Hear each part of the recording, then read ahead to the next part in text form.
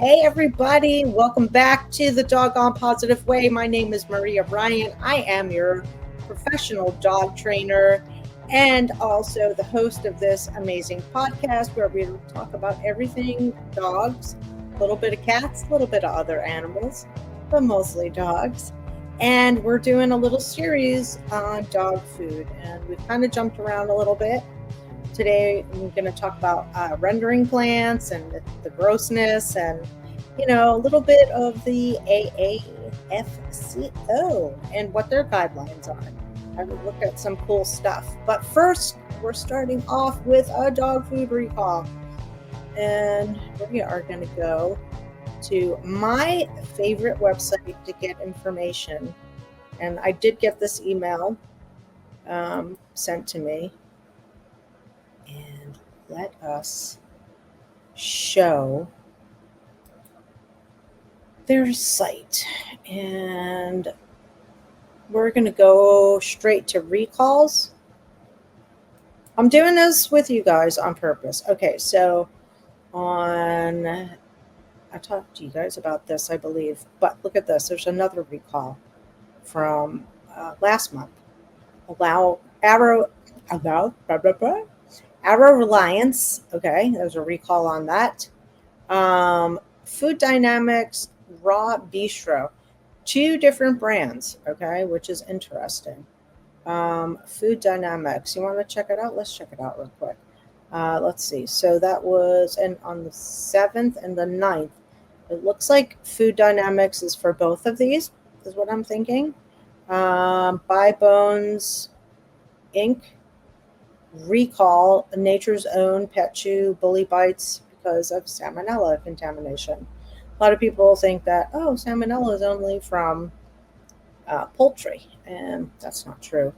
Food Dynamic recalls raw raw dog bakery, bell pepper, cats. Oh, like something for the cats too. And Canu Pet freeze dried pet treats. So these look like treats. And then Raw Bistro Pet Fair dog food recall due to possible salmonella contamination. Let's get into this. Let's look at this one. Why not?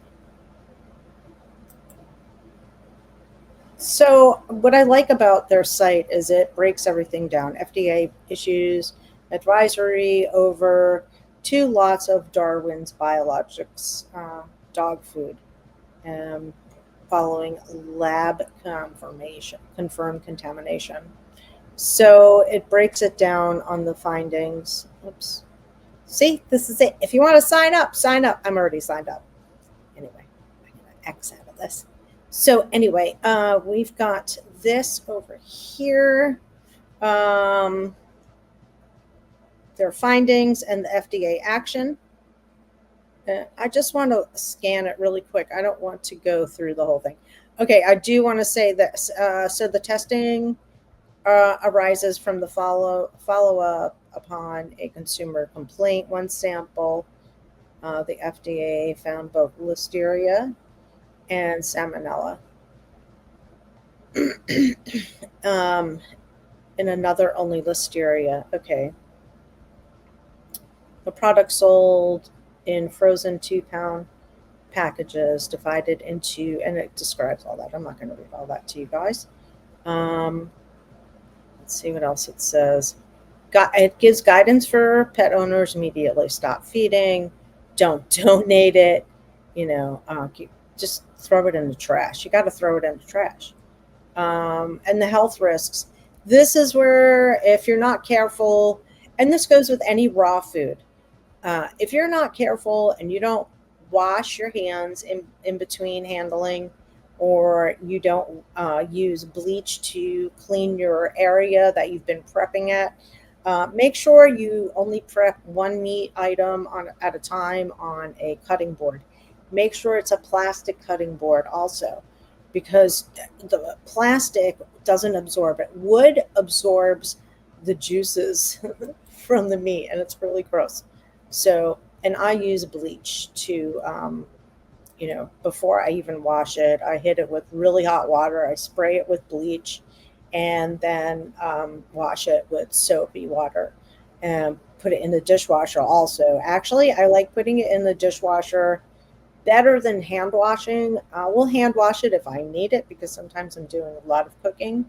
But you have to be careful with cross contamination. And I don't know what happened here at this one plant in particular, but that's what happened with them. Um, let's go back to the list. Food dynamics. Let's look at this. It's interesting to me when it is uh, a treat. So this product is whole chicken hearts, sliced chicken hearts. So this is the stuff. This is that high value treat that we spent. And this is for cats. Um, two dogs, two cats, and one pet. I'm not sure if that's just dogs and cats. I'm not sure. But these are all those high value treats. Any of these liver and hearts and all that freeze dried stuff is really expensive as well. So, what is this? Freeze dried sample treats, unpackaged and unlabeled. I'm not sure what that means. Why would it be? I mean, if it's a sample, wouldn't you want to label it so people purchase it again? Am I missing something here, you guys?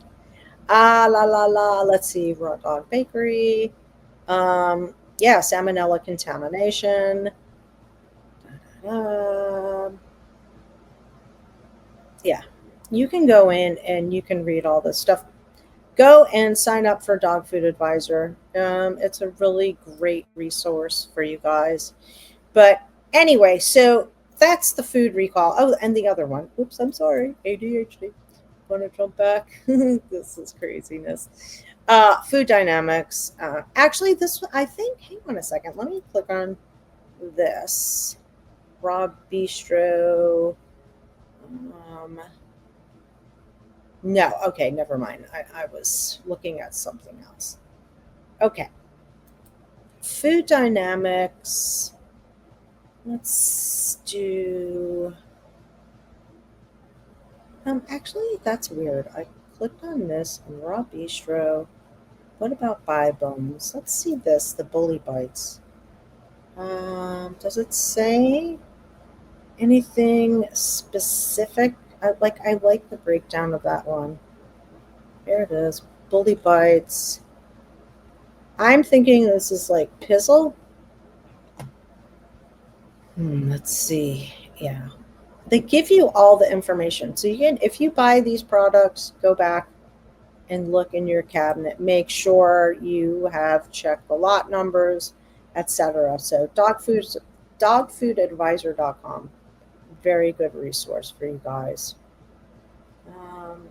Okay, so I wanted to talk about that. And I also wanted to let you guys know, I know last week's show was very basic, and I put it together pretty quickly from some footage that I had and just talked over it. I was very sick. I went to Tampa Bay, so yay, I love going back over there. That's where I've lived. I moved from New York to there. And I have to put my do not disturb on. And we went back there. My neurologist is in Tampa, and I go see him every 6 months. And I also get an infusion every 6 months, which you guys know about that stuff. If you don't, you can look on it's really best on my YouTube page. I'll put a link to, so I'll put a link somewhere to my YouTube page so you guys can check it out. I've got some different stuff on there. But anyway, I did my infusion there this time instead of Florida Cancer. And it's a different delivery. I used to get it intravenously, and now it is sub-Q, and it is basically like a 10-minute delivery process, which is so awesome. The prep is very similar, but no, no Benadryl, which I love because I hate Benadryl. Benadryl makes me feel like I'm hungover and didn't have fun at all anyway, so that's the worst part. It's the Benadryl feeling. And yeah, so anyway, I felt good for a couple days, but that's the implication of having to take steroids to avoid an allergic reaction. And then once Sunday came, all hell broke loose in my body as far as just feeling nauseous, and I felt nauseous for over a little over a week. So I'm telling you this stuff because I want to be real with you guys. Like this is my life, and yes, I'm a dog trainer, and yes, I'm a podcast host, and I love doing this, and I love talking to you guys, and but I also deal with a chronic illness as a dog trainer. And, it does bring up its challenges. And sometimes it kind of bleeds over into a video where it's like, what's going on with Maria? That's what was going on with me. So I wanted to touch on that. I'm looking down because I don't want to forget anything. And, I love hooking up with all of my friends in Tampa Bay and bringing Tammy over, and, we just get to relax a little bit. We brought Tony with us, and I'll insert some pictures and stuff. He was such a good boy. We put him, through the, yeah, not through the ringer per se, but just my expectations were high, but um, realistic in that, if this is too much for him, we will accommodate him. But he was totally fine. This dog is awesome. He'll go anywhere with us. I know. Just based on this, he stayed in the hotel. He was very good. I have some more pictures of him sleeping in the hotel on the bed after a long day. He met so many different people. He met all of my friends, and we went out to an outdoor cafe with my friends, Jan and Lars. Yay, hi guys! And he was great. We just had such a good time. Oh, and by the way, that was Alicia's restaurant in St. Pete on Central Avenue, and let me tell you, they have their pup cup is not a cup. It's just a nice little tray of some beautiful Chantilly cream that they make. It's not out of a spray can or anything. It's fresh. It's homemade. It's real whipped cream. And I just wanted to say that I miss my friends over there, and it was so good to see everybody and good to catch up. And this is the big thing. I need to tell you guys, we're looking at another dog. So there is somebody who is wanting to, or needing and wanting to rehome their dog because they can't give her what she needs. And I totally understand that. I've been in that situation before where you're like, am I providing enough for my pet or not? And in this situation, it's just they don't have enough room in their yard. It's not even really a yard, they do have some smaller dogs and stuff, and we know these guys, these are friends of ours and stuff, and it's like, we have been thinking from early on that we wanted to get another dog. I've always had multiple dogs, and Tammy's always had multiple dogs. It's weird just having one dog for this long, but Tony needed a little bit of continued care and healing time with his jaw. We had to do another 5 weeks of just, making sure that he was okay. And even beyond the 5 weeks, because he still would have he would still cry sometimes. Like if he decided, hey, I tried putting a martingale on him. Big mistake. Don't do that with your puppy, because they go and they want to chew it, right? It's some other thing flapping around. And if he got caught and he cried, and I felt so bad, but it took time for him to heal, I guess is my point. I think we were comfortable when he was, maybe like with us for like 2.5 months and post training, his puppy training. So we just wanted another dog. And originally we were going to go get an older dog that needed a home, that, at a shelter. And that was a female, but we got Tony instead, a boy. That's a puppy. But so we went and we checked out this dog. She's beautiful. Her name is Love. And when I heard what her name was, I was like, we have to get this dog. My my first dog when I was little, like I don't know, 4 or 5, we got this little Yorkie poo, and I named him Love, and I called him Lovey, and he was so cute. He was little and all that. So anyway, we are 99.9% positive we're getting this dog. I know we're getting her. So anyway, she's coming over this weekend too.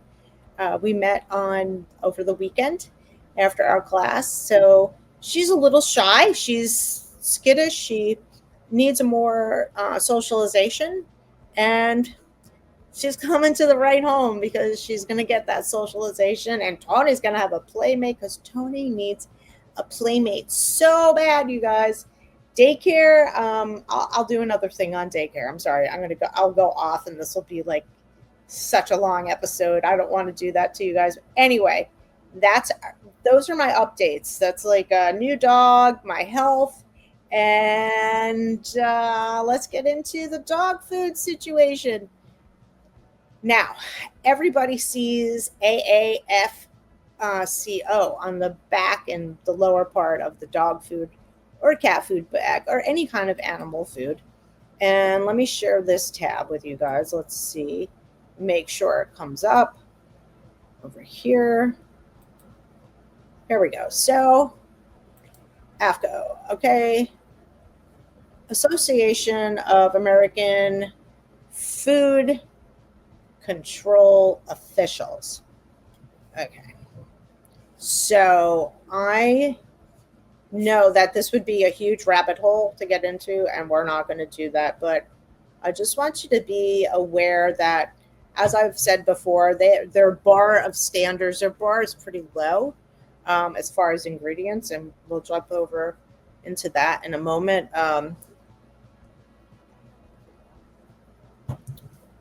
Let's see. I hate that everything's plastic now. I don't get it, but okay. Anyway, this is what I wanted to jump into. This is my first time seeing it. So look, pet food labeling workshop. This is probably like the standards and what you can kind of like what you can say what is, right? Your ingredients. This is what I think it's going to be. Join AFCO for a 1.5-day pet food labeling workshop.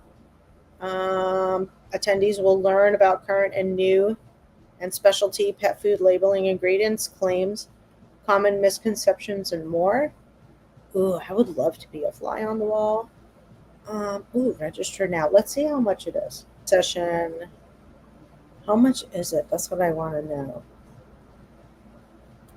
How much is it? Mm-hmm. Here it is. This is how much it is. Oh, a consumer can register. That's interesting. Virtual too, also. I wonder if this. No. Ooh, minutes. Can we see the minutes? Be a fly on the wall. Current issues, outreach, food labeling. Ooh. Oh, I hope we can see this here. We can see it. All right. Let's see. Is this right? Yes. Committee recommendations. I'm going to go through this so you don't have to.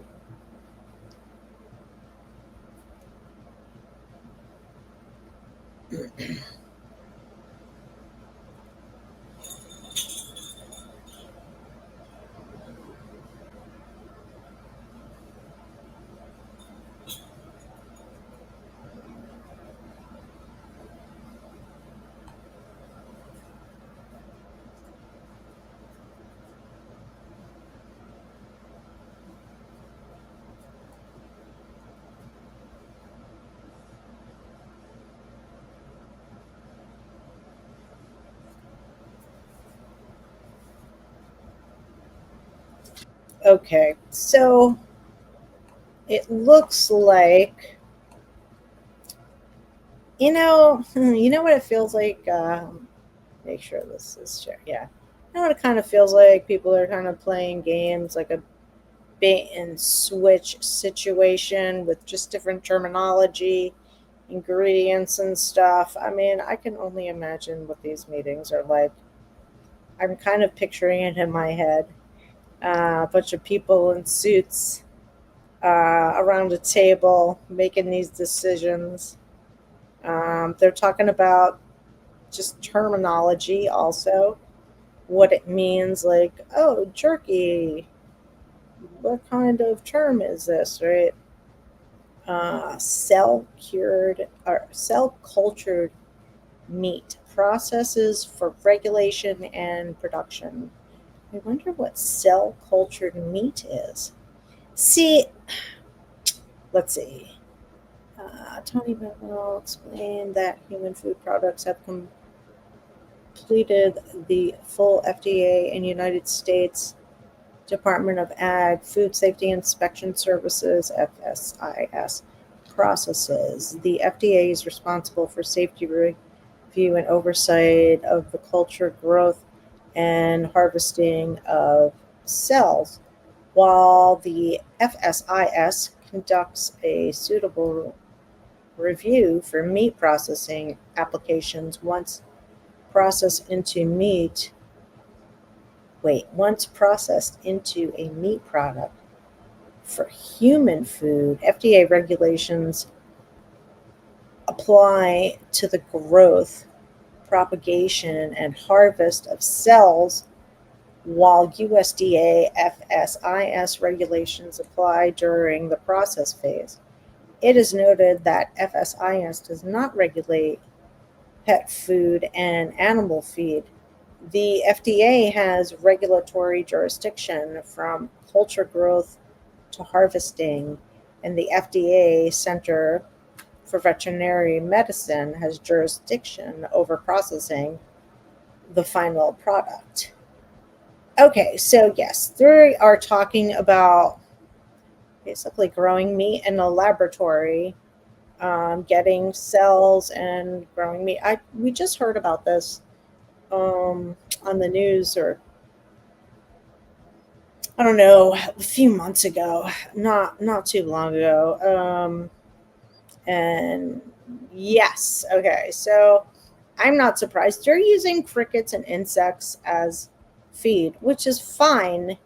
This is okay, but I don't know what the standard is going to be for animals. Who knows? And then this is a huge rabbit hole, you guys. Let's see. Okay, they're talking again about naming items and terminology. This is very interesting because it's a little dry, I'll tell you. Okay, this is an example of what's in your dog food and cat food. I just, I'm just saying, okay? And and I'm taking this probably somewhat out of context, but this is just some committee notes from this past January, okay? Committee recommendations. Move to official and replace current officials. That is black fly, soldier fly larvae, is a dried larvae of the black soldier fly. This is the Latin name, Hermetia illucens, with or without mechanical extraction of part of the oil that has been raised on feedstock and composed exclusively of feed grade materials. The ingredients must be labeled with guarantees for minimum crude production. I'm sorry, crude protein, minimum crude fat, on as is feed basis. This as is terminology is something to look at. You might start seeing this terminology showing up on the pet food bags. The ingredient is dried by artificial means to no more than 10% moisture So they've extracted at least 90% of the moisture out of the food. That's done through that high heat process, and it's extruded. The food industry, the pet food industry, like blast their food with such high heat. And in particular for cats, it's the worst. Like all of our animals need moisture in their food, right? They don't need, hi, Tony, sharing the light with us. They don't need that just straight up dry ass food. The cats are, that's why cats get chronic UTIs. Um, they are dehydrated.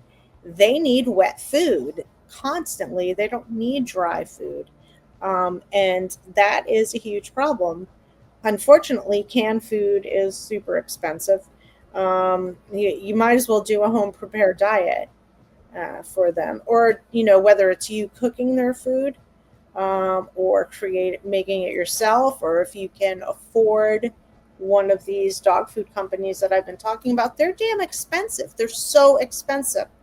But I'm gotta tell you, this Sunday's product, I don't think I really pulled it out for you guys. Let me get it out of my tree pouch. You can, if first of all, it's not extruded. All right, let me get back to you guys over here. I just, I guess I'm jumping into this stuff and jumping around because I just want to show you what's out there. If you look, you can find the information, but you've got to find, credible information. And these guys are being pretty transparent, and you're able to kind of get into their notes, and there's stuff that they're not putting out, especially for just consumers. But we don't need to know that. I've known for years where the dogs and the animals, and all the animal feed, where it comes from. It comes from rendering plants, and what goes into rendering plants. I just jumped around. Let me show you Sunday's dog food, and then we'll talk about rendering plants. Hang on a second. See how easy it is to take you on that sideshow with me? All right, look. So Sundays I really like it. Okay, look. Let me get rid of this AFCO thing. Okay, look at this. Check this out, you guys. Can you see that? Let me see if I can get a little closer. Oh, that's spilling my water. Pull this closer. Get this camera closer. All right. Tony's like, hello, Mama. All right, look. Oh, I just bumped into the microphone. Okay. It's flat. It's like, it's cut somewhat into rectangles. Hi, baby. I wish I could. I can't move my camera because it's my laptop. I can't hold my camera. And then you'll get like, no, they're all kind of rectangles. You'll get some big ones. I've gotten some larger pieces, but it's pretty uniform. And I've just been putting it in, like, here. I've just been putting it in his Kong wobbler and my tree pouch, and he's working for all of his food. This is what he's getting, is his dog food, because I need him to work. I'm working him through just some. I keep hitting my mic. I don't know why. I guess I'm still not 100%, you guys. But yeah, I just need him to be reliable. And if he's getting everything high value, again, remember, where do I go from there? If I'm giving him all this great high value food and then high value treats and et cetera, it's like, no. So that's why I cut the raw diet just temporarily. But I'm enjoying it, and he's enjoying it. Right now, he is doing what I call drama, and I have to put clips up of him. I'm sorry, you guys. I have not shared that much of him, just kind of on and off. But I've got to get better at it, and That's it. It's happening. I got to get better at just posting stuff. And I always say this, but okay, let's get back to rendering plants. Okay, so dog food is, like most dog food, is comprised of um, just whatever that goes to a rendering plant. And whatever is euthanized cats and dogs, diseased animals like farm animals, roadkill, and just whatever other junk and rotting food that they want to put in there. Now, we all know, and if you didn't know, if you don't know, now you know. So, if you are getting your meat, as it were, from rendering plants, and you're getting part of that rendering plant food is coming from, euthanized cats and dogs. Guess what's in there? Phenobarbital. And phenobarbital is found in dog food and cat food. So let me share this tab with you. Here. This is an FDA report. This is back in '02. And I feel like this is, you guys can read this if you want. I feel like this is, that came out because we, meaning colleagues of mine and pet owners and, other pet professionals were beating the drum of like, hey, we know where this freaking ingredient comes from. We know where meat meal comes from. We know what it is and we know where it comes from, and we don't like it. So, like, when you're getting euthanized cats and dogs or whatever's found on the road, it's like the collars are on it, the tags are on it, the whatever is still on the animal. The diseased animal that died, they're not cutting the disease out, they're putting the whole freaking animal in there. If you remember a couple of, I think the first episode of this series was talking about the couple out in New Zealand whose dogs were getting ill from the raw diet that they were feeding. It was already prepared for a diet. And they found out that company, whichever, I don't know which company it is, they didn't name it, but that company that they were feeding and other companies use the entire head of the animal so that the entire thyroid of that animal is present. It is raw, so it's there full of the hormone, and it screwed up their animals. Their dogs almost died, and I wonder how many dogs die from stuff like that. So even though it's a raw diet, as you just saw at the beginning of this episode, we talked about recalls on raw food industry and freeze dried raw food and the high value stuff and the chicken hearts and this and that, et cetera, et cetera. You still have to do your homework. I feel more comfortable making my dog's food, whether I'm cooking it or I am, preparing it from a raw state, than I do buying it from a food company. Even the Sunday's dog food, it's still a dog food company. I think it's really a good dog food company.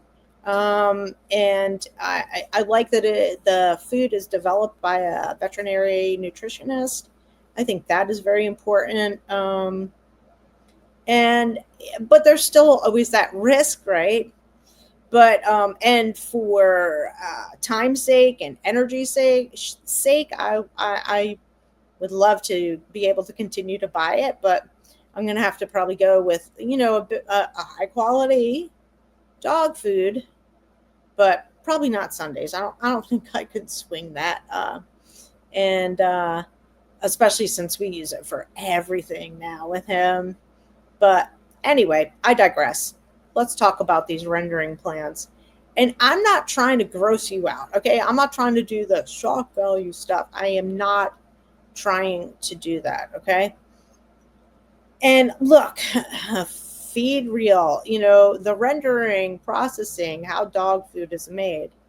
Um, it goes into, rendering is a process which converts animal waste, animal tissue into stable, usable material. Rendering can refer to any processing of animal products into more useful materials, or more narrowly, to rendered into whole animal fatty tissue. And it goes on from there. Yeah, I mean, rendering plants are just taking waste, crap, dead, diseased, whatever is around, the garbage, and turning it into a product that they slap a label on and charge us a ton of money for. The product Old Roy. I'm sorry if you feed all Old Roy. I don't mean to insult you. I swear. But I have always said, don't feed Old Roy.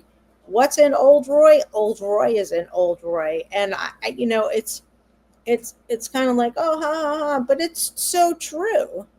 And I just want you guys to be aware of that fact that you need to know what's going on. Okay, you're spending your hard-earned money, which is really hard to come by these days, as we all know and are feeling it.